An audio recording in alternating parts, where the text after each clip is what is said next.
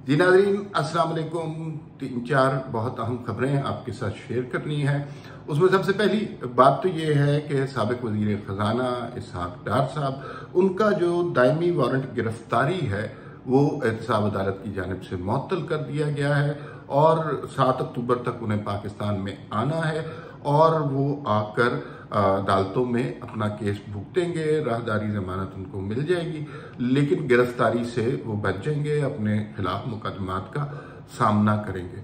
इसहाक़ डार साहब के ऊपर मुकदमात क्या थे और किन वजह से वो मुकदमात कायम हुए। अब जब वो वापस आ रहे हैं तो ये अचानक तो नहीं आ रहे, कुछ ना कुछ बीच में है जिसकी वजह से आ रहे हैं और बुनियादी मसला मईशत का बना हुआ है। खैर, इसहाक़ डार साहब के हवाले से तफसीलन बात करेंगे। दूसरी बात यह है कि उसमें ये बात करना बहुत ज़रूरी है कि इस तबाह हाल इकॉनमी में क्या मिरेकल्स इसहाक़ डार साहब कर सकते हैं। दूसरी खबर जिस पर हमने बात करनी है, वज़ीर कानून साहब ने कहा है, जनाब आज़म तारड़ साहब ने, कि पंजाब में जो है वो गवर्नर राज भी ला सकता है। सूबे अगर बात नहीं मानेंगे, बज़ाहिर ये लगता है कि ये मईशत के हवाले से बात हो रही है, लेकिन ये सिर्फ मईशत के हवाले से बात नहीं है। इसमें आगे कुछ लॉन्ग मार्च भी दरपेश है और उसमें पंजाब और KPK के हवाले से वो तशवीशनाक खबरें मिलने का इम्कान है, इसलिए कि इमरान खान साहब की जो स्ट्रेंथ है वो इन्हीं सूबों में है और यहाँ से बंदे बुला के विफाक में इंतशार पैदा किया जा सकता है। इमरान खान का लॉन्ग मार्च कहाँ पहुंचा? क्या इमरान खान साहब तैयार हैं इतना बड़ा रिस्क लेने के लिए? उनकी पार्टी के लोग क्या कहते हैं? उनकी तैयारियां किस तरह हैं? और बज़ाहिर ये लग रहा है कि इमरान खान साहब के आगे जो है वो खाई है और पीछे जो है ठुकाई है और इसमें सिर्फ हकीम राना सनाउल्लाह साहब शामिल नहीं होंगे। इमरान खान को भी आहिस्ता आहिस्ता एहसास हो रहा है कि वो जो है वक्त गुजर गया। वो जो अगर ये जो सब कुछ वो कर रहे हैं, ये अगर कहीं जुलाई अगस्त में हो चुका होता तो फिर इसका फायदा था। अब वक्त बहुत गुजर गया है। अब इमरान खान के लिए बहुत कुछ करना पड़ेगा कि जनाब उसके लिए जल्दी इंतखाबात कराएं, एक्सटेंशन को रिव्यू करें, फिर आगे एक्सटेंशन दें, फिर इमरान खान वजीर आजम बने, फिर उसके बाद इमरान खान को ये इख्तियार दें कि वो नया चीफ लगा दे। तो इतना कुछ रियासत के साथ सिर्फ एक शख्स के लिए नहीं किया जा सकता। माजी में किया गया है, लेकिन अब इस तरह का होना जो है वो मुमकिन नहीं नजर आता, क्योंकि अब इदारे तो कह रहे हैं हमने तो न्यूट्रल रहना है। तो न्यूट्रल रहने के दौर में इस तरह की फरमाइशें और अनोखा लाडला जब खेलने को चांद मांगे तो मेरे ख्याल में उसे चांद नहीं मिलता और मार पिटाई का अलबत्ता और सख्ती का इम्कान ज्यादा है। चौथी खबर जो आज हमने करनी है वो बड़ी ही हौलनाक और तकलीफदेह खबर है। पहले उसी से स्टार्ट करते हैं। मारूफ सहाफ़ी अयाज अमीर के साहबजादे ने, शाहनवाज उनका अमीर उनका नाम है, और उन्होंने इस्लामाबाद के चक शहजाद के फॉर्म में अपनी अहलिया को मार मार कर कत्ल कर दिया। It's a terrible terrible terrible news, बहुत ही तकलीफदेह वाक़या। मैं आपको बताऊं कि मैंने इनिशियली सोचा कि मैं इसको वीलॉग में शामिल नहीं करूंगा, क्योंकि बहरहाल ये किसी की पर्सनल फैमिली का मामला है और इसको हम इस तरह लोग फिर इसको पॉलिटिकल रंग देंगे। लेकिन फिर मुझे ये ख्याल आया कि हम कब तक खवातीन पे होने वाले मजालिम को खानदानी मामलात कहकर टाल देंगे। ये बात बिल्कुल दुरुस्त है कि अयाज अमीर साहब का ताल्लुक PTI के सोच से ताल्लुक रखने वाले लोगों में से था, लेकिन इसको PTI और PMLN की जंग या एक फरीक की शिकस्त एक फरीक की फतह बिल्कुल नहीं बनाना चाहिए। वो बहुत गलत होगा कि अगर हम इस तरह बात करना शुरू कर दें। इस तरह का वाकया खुदा न खास्ता किसी के साथ भी हो सकता है और इसमें अयाज अमीर साहब को किसी तरह मूरद इल्जाम ठहराना इंतहाई गलत बात होगी। तो ये तो आपको बात क्लियर होनी चाहिए। तो फिर ये हम डिस्कस क्यों कर रहे हैं? हम डिस्कस इसलिए कर रहे हैं कि खवातीन पर तशद्दुद के हवाले से, कत्ल गारत के हवाले से हमारे यहाँ रवायत बहुत पुरानी है और चूंकि वो खवातीन को हम इजी टारगेट समझते हैं और माशी तौर पर वो मुस्तहकम नहीं होती और हमारी सोसाइटी में मेल शोविनिज्म इतना ज़्यादा है कि मर्द अगर शादी कर लेता है तो वो उस शादी को ही खातून के लिए बहुत बड़ा एहसान समझता है, और उसके बाद फिर उनके ऊपर जितने मजालिम रवा रखे जा सकते हैं उतने मजालिम रवा रखे जाते हैं। बहुत सी खवातीन ऐसी होती हैं जो दलेर होती हैं, उस हवाले से बात कर देती हैं, लेकिन बेशतर खवातीन इस हवाले से खामोश रहती हैं और उनकी खामोशी जो है वो इस तरह के अंजाम पर मुंतज होती है। मुझे बिल्कुल नहीं अंदाजा कि ये वाकया, ये लावा जो शाहनवाज अमीर के जहन में कब से पक रहा था, लेकिन ये एक दिन का, एक वक्त का वाकया नहीं हो सकता। इससे पहले बहुत कुछ हुआ होगा जो जिसके खिलाफ आवाज नहीं उठाई गई। तो खवातीन को आवाज उठानी चाहिए, और ये जो मारपीट वाले वाकयात हैं इसको बहुत ज्यादा इग्नोर कर दिया जाता है, भुला दिया जाता है कि नहीं लड़का है, गलती हो गई। अगर उसी वक्त जब पहली दफा इस तरह का वाकया हो, इसकी तादीब की जाए, इसके खिलाफ सख्ती से एहतजाज किया जाए, तो फिर इस तरह के वाकयात में कमी होती है। जब आप खामोश रहती हैं खवातीन, और जाहिर है बहुत सारी वजूहात की वजह से खामोश रहती हैं, इस सोसाइटी का बहुत ज्यादा प्रेशर होता है कि भाई जिस, मतलब आप देखिए कैसी कैसी बातें हमने क्रिएट की हुई हैं कि अब तुम, बच्ची को कहा जाता है अब जब तुम इस घर में जा रही हो तो यहां से डोली जा रही है, वहां से डोला ही निकलेगा। यानी इसका मतलब है कि जो कुछ मर्जी तुम्हारे साथ हो, तुमने इसी घर में रहना है, चाहे मारपीट हो, चाहे गालम गलोच हो, चाहे तशद्दुद हो, ज़हनी हो, जिस्मानी हो, और उसको यही बच्ची की तरबियत ही इस तरह की जाती है। और बच्चियों को कि नहीं ये तो शौहर से बदजुबानी कर रही है, शौहर के खिलाफ बात कर रही है, इस तरह की सोसाइटी में बहुत सारी चीज़ें हैं कि बहरहाल शौहर मजाजी खुदा है, उसका एहतराम करना चाहिए, और खुदा के बाद जिसको सजदा जायज़ है वो मजाजी खुदा है। ऐसी कोई बातें नहीं है, ये इंतहाई गलत बातें हैं, और ये क्रिएटेड और कॉइंड किस्म की चीज़ें हैं जो जिसका रिलीजन से भी कोई ताल्लुक नहीं है। हमने जो है समाजियात को या सोशल नॉर्म्स को बाज़-औक़ात हम रिलीजन का नाम देने की कोशिश करते हैं, जो कि इंतहाई गलत है। मजहब में ख़वातीन के हुकूक का बड़ा एहतराम किया गया है, लेकिन हमारा माशरा इतने प्रेशर ख़वातीन पे डालता है कि वो बहुत सारे ऐसे वाक़यात पर चुप रहती हैं। ये बहरहाल एक अफसोसनाक, दर्दनाक वाक़या है। इसको इस तरह नहीं देखना चाहिए कि एक पीटीआई के लीडर के बेटे ने अपनी बीवी को कत्ल कर दिया। बिल्कुल इस तरह देखेंगे तो आप बहुत बड़ी हमाकत करेंगे। ये किसी भी शख्स के साथ हो सकता है, ये किसी भी घर में हो सकता है। बच्चे जब बिगड़ जाते हैं तो वो माँ बाप की पॉलिटिकल एफिलिएशन का ख्याल तो नहीं करते ना, तो वो उस हवाले से आपने बिल्कुल सोचना भी नहीं है। लेकिन इस मामले को इस तरह देखना है कि इस समाज में एक और खातून का घरेलू तशद्दुद की वजह से कत्ल हो गया। एक और खातून जाने कितने अरसे से बहुत से मजालिम बर्दाश्त कर रही थी और उन्होंने अपनी आवाज़ नहीं बुलंद की। उससे पहले अगर कोई इस तरह का वाक़या माजी में हुआ है, जो कि इस तरह के केसेस में अमूमन होता है, तो उस पर चूंकि पुलिस रिपोर्ट नहीं कराई गई होगी, सोशल नॉर्म्स जो हैं रास्ते में आ गए होंगे, तो उसकी वजह से इस तरह के मामला बढ़ते जाते हैं। ये इंतहाई खौफनाक हकीकत है।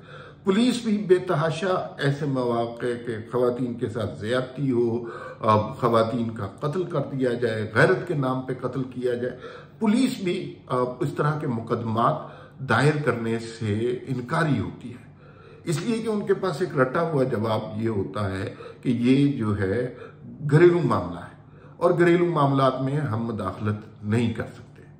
तो ये मैंने किसी को कत्ल कर दिया तो रियासत उसमें अपनी जिम्मेदारी लेने से इनकार करती है और ये कह देती है कि ये जो है ज़ाती मामला है और ख़ानदान का मामला है, इसमें पुलिस को मुदाखलत नहीं करनी चाहिए। अगर किसी का कत्ल होता है, किसी पर तशद्दुद होता है, किसी पर जुल्म होता है, एक खातून जो इस माशरे में कमज़ोर फर्द समझी जाती है, कमज़ोर होती नहीं है, उसके साथ इस तरह का बेईमाना सलूक होता है, तो मेरे ख्याल में रियासत ये कहकर जान नहीं बचा सकती कि ये घरेलू मामला है।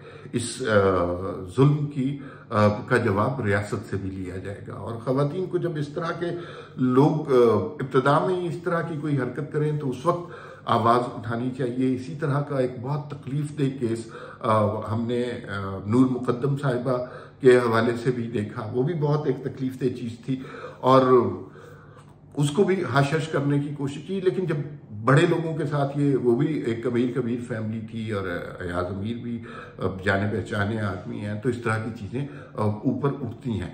अब और उससे सारी सोसाइटी को सबक हासिल करना चाहिए और ये जो ख़वातीन को कमतर, कमज़ोर समझने वाली रवायत है, इस रवायत का खात्मा होना चाहिए।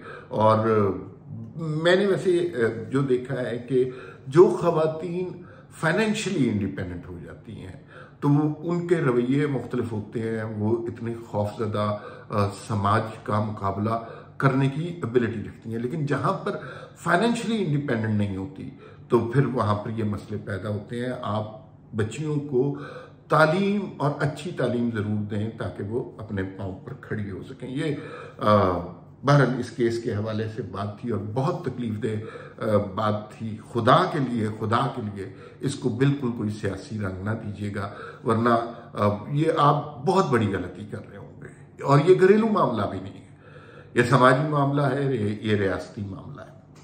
अब पॉलिटिकल खबरों की तरफ आ जाते हैं। इसहाक डार साहब के दायमी वारंट गिरफ्तारी मुअत्तल कर दिए गए हैं। जज बशीर की एहतसाब अदालत में उन्हें 7 अक्टूबर को पेश होने का कहा गया है, अदालत के सामने सरेंडर करने की कहा है और नैब की तहकीकात को ज्वाइन करने का कहा है। इसहाक डार साहब के ऊपर मुकदमा क्या था, ये भी जानना बहुत जरूरी है। इसहाक डार साहब चार्टर्ड अकाउंटेंट हैं, वर्ल्ड बैंक वगैरह के साथ ताल्लुकात हैं, IMF के साथ उनके ताल्लुकात हैं और 2-3 दफ़ा वो वज़ीर ख़जाना पाकिस्तान के रह चुके हुए हैं। हर वक्त ये बात कहते हैं कि पाकिस्तानियों को ज़्यादा टैक्स देना चाहिए और ये सब कुछ। उनके ऊपर इतना अहमकाना मुकदमा बना दिया गया कि इसहाक डार साहब ने अपने टैक्स रिटर्न्स 20 साल से जमा नहीं कराए। ये मतलब अकल इसको मानती नहीं है कि एक शख्स जो खुद चार्टर्ड अकाउंटेंट हो, जो इस लेवल पर रहा हो, जो दूसरों को पूछता रहा हो कि भैया आपने टैक्स रिटर्न नहीं जमा कराए और उसने अपने टैक्स रिटर्न नहीं जमा कराए होंगे और 20 साल से नहीं जमा कराए होंगे, इससे ज्यादा अहमकाना बात नहीं हो सकती। तो वो अली डार साहब ने, उनके साहबजादे ने भी कहा जी कि बिल्कुल उन्होंने ये गलत मुकदमा है और एक दिन भी कभी लेट नहीं हुए इसहाक डार साहब जो हैं अपने टैक्स रिटर्न जमा कराने में। अब मामला जो है मुख्तलिफ नौयत का था। आपको पता है कि ये सारी एक इंतकामी कार्रवाई थी जिसमें PMLN के लोगों को जानबूझकर ऐसी नहज पर पहुंचाया गया था कि जहां पर या तो मुल्क से भाग जाएं या PMLN से या नवाज शरीफ से अपनी वफादारी जो है वो छोड़ दें। नवाज शरीफ, इसहाक डार साहब ने इस तरह कुछ नहीं किया, लेकिन वो मुल्क से बाहर ज़रूर गए और यहाँ पर जिस तरह गिरफ्तारियों का, तशद्दुद का मौसम था, तो मेरे ख्याल में तो अक्लमंदी की। अब चूंकि मौसम बदल रहा है, अब हमें पता चल रहा है इमरान खान साहब की हुकूमत नहीं है, अब हमें पता चल रहा है कि वो तो बड़ा एक जालिम जाबिर आदमी था, वो तो आइन को भी नहीं मानता था, ये कानून को भी नहीं मानता था। ये अचानक हम पे इंकशाफ हो गया है, तो उस इंकशाफ के बाद मेरे ख्याल में रास्ते खुलना शुरू हुए हैं। दूसरी बात यह है कि इकोनॉमी को भी इसहाक डार की जरूरत है। मैं ये बात बहुत दफा कर चुका हूं कि मिफ्ता इस्माइल साहब बहुत अच्छे आदमी हैं, नौजवान आदमी हैं। उन्होंने बड़ी मेहनत से अभी तक जो है इकोनॉमी को चलाया, IMF का एग्रीमेंट रिवाइज की जो है रिन्यू करवाया। लेकिन उनमें और इसहाक डार साहब में ये फ़र्क है कि इसहाक डार साहब का ये स्टेचर है कि वो ना सिर्फ उसको रिवाइज करते बल्कि उसके अंदर मजीद कंसेशन तलाश करते, इसलिए कि वो उनका स्टेचर वो है, वो उस लेवल पर IMF से और वर्ल्ड बैंक से बात कर सकते थे। बैनुल अक़वामी इदारों में उनकी अपनी ज़ाती साख, पर्सनल क्रेडिबिलिटी भी मौजूद है। तो वो फिर मिफ्ता इस्माइल ने मुश्किल फैसले किए और बड़े मुश्किल हालात में भी रहे, लेकिन मिफ्ता इस्माइल साहब अब बहुत ज़्यादा देर तक वजीर ख़जाना नहीं रह सकते और उनके पास जो ज़्यादातर मुद्दत है वो 26 अक्टूबर तक है। उसकी रीज़न ये है, उसकी रीज़न इसहाक डार साहब की वापसी नहीं है, उसकी रीज़न ये है कि वो जो है कोई भी शख्स, वो न असम्बली के रुकन है न सेनेट के रुकन है, तो इस तरह का शख्स जो है 6 माह तक आप उसको वजीर ख़जाना रख सकते हैं, कोई भी वजीर रख सकते हैं। फिर उसके बाद आपको ज़रूरत होती है कि या तो वो शख्स असम्बली का मेंबर बने या फिर अपनी पोस्ट से रिज़ाइन करे। जो डिफ़िकल्ट पीरियड था वो मिफ्ता ने गुजार लिया, मुश्किल फैसले सारे उनके नाम हुए, हालांकि उसमें उनका कसूर नहीं था, लेकिन बहरहाल मुश्किल फैसले उनके नाम हुए। और अब उन्हें अगर आपने रखना है मुसलसल, मजीद आप चाहते हैं कि वो वजीर ख़जाना रहें, तो वो वजीर ख़जाना नहीं रह सकते। एक सूरत अलबत्ता निकाली जा सकती है कि उन्हें मुशीर ख़जाना बना दिया जाए। अब मुशीर ख़जाना का मसला ये है कि मुशीर ख़जाना के इख्तियारात वजीर ख़जाना के मुकाबले में मुख्तलिफ होते हैं। हर चीज़ को वो उस तरह कंट्रोल नहीं कर सकता, हर मीटिंग में नहीं जा सकता जिसमें वजीर ख़जाना जाता है। तो ये बड़ा इनएविटेबल लग रहा है कि मिफ्ता इस्माइल साहब चले जाएंगे और इसहाक डार साहब उनकी जगह लेंगे। इसहाक डार साहब कैसे जगह लेंगे ये एक अलहदा सवाल है, उसका एक अलहदा वीलॉग किया जाएगा उस पर। लेकिन मसला ये है कि अब इसहाक डार साहब की ज़रूरत पाकिस्तान की इकॉनमी को पड़ गई है और लोग तवक्को कर रहे हैं कि अब माशियात की दुनिया का कोई बड़ा जहन आए और पाकिस्तान जिस मुश्किल में फंसा हुआ है उसको निकाले। इसहाक डार साहब से मेरी बात हुई, उनके पास यकीनन बहुत सारे प्लान्स होंगे और वो प्लान्स जो हैं जाहिर है अभी वो लोगों को बताएंगे नहीं, लेकिन उनकी पटारी में बहुत सारे खेल होंगे जिसमें वो लोगों को रिलीफ पहुंचा सकते हैं। फिर दूसरा ये है कि अब इसहाक डार साहब जिस वक्त इकॉनमी को ज्वाइन करेंगे उस वक्त सूरत हाल भी मुख्तलिफ हो चुकी है। IMF के साथ मामला तय हो चुके हुए हैं, बैरूनी दुनिया इमदाद देने को तैयार है और सैलाब ज़दगान के हवाले से काफ़ी ज़्यादा इमदाद आ रही है। पाकिस्तान इस वक्त सैलाब में फंसा हुआ है, पेट्रोल और डॉलर की प्राइस जो है वो बढ़ती जा रही है, बिजली के बिल सुहाने रूह बन रहे हैं। तो ये बहुत डिफरेंट सिचुएशन है जब मिफ्ता ने ज्वाइन किया था और अब की जो सिचुएशन है।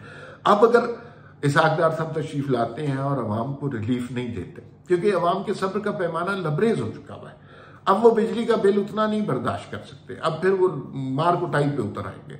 अगर अवाम के लिए फलाह क्रिएट करते हैं तो फिर तो नून लीग की बल्ले बल्ले हो जाएगी। नून लीग का मुकाबला अब इमरान खान साहब के साथ नहीं बल्कि बिजली के बिलों के साथ है और उसमें उन्हें कुछ ना कुछ करना पड़ेगा।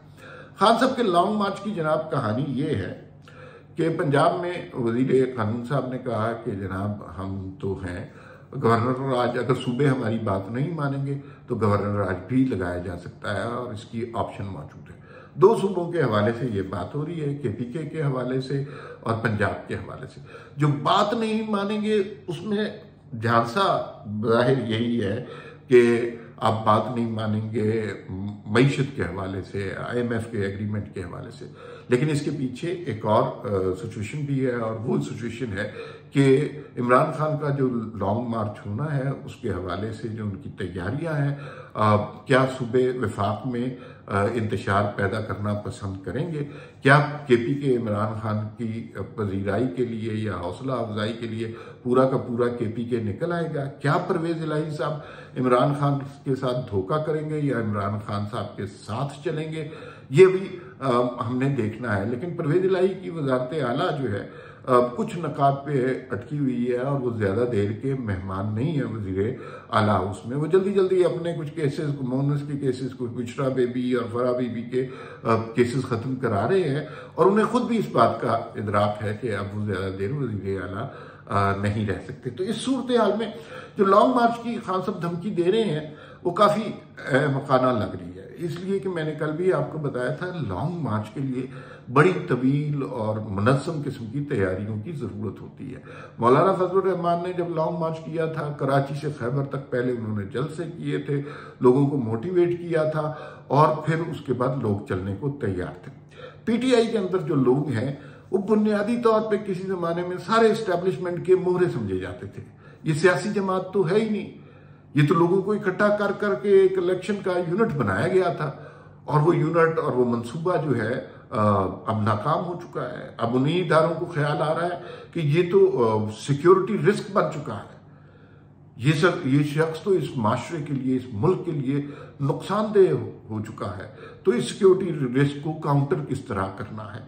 तो जाहिर है जब इस जमात के अंदर लोगों को ये समझ आ जाएगी, और आ भी गई है, उसमें बेतहाशा लोग राब्ते भी कर रहे हैं, बेतहाशा लोग ये तवक्को कर रहे हैं कि इमरान खान नाअहल हो जाएंगे तो फिर शायद पीटीआई उनके हाथ लग जाएगी। तो इस तरह की कार्रवाइयाँ सियासी जमातों में होती रहती हैं। अपॉर्चुनिस्ट, मौका परस्त लोग मौजूद रहते हैं और वो उसमें अपना फायदा तलाश कर रहे होते हैं। तो मुझे और उधर राना सनाउल्लाह साहब की भी तैयारियां पूरी हैं। राना सनाउल्लाह की तैयारियां, वजीर कानून का बयान, और फिर उसके बाद केपीके में और पंजाब में जो पीटीआई के कारकुनों की मायूसी है, उससे यूं लग रहा है कि खान साहब के आगे जो है वो अब खाई है और पीछे ठुकाई है। खाई इसलिए कि वो अब लॉन्ग मार्च का नारा लगा चुके हैं, और ठुकाई इसलिए कि आगे हकीम सनाउल्लाह खड़ा है, और इनको पार्टी की तरफ से जिस मदद की तवक्को थी पंजाब और सूबों से, वो अब इनको मिलने वाली नहीं है। फिर वक्त इतना ही, फिर मुलाकात होगी। अल्लाह हाफिज।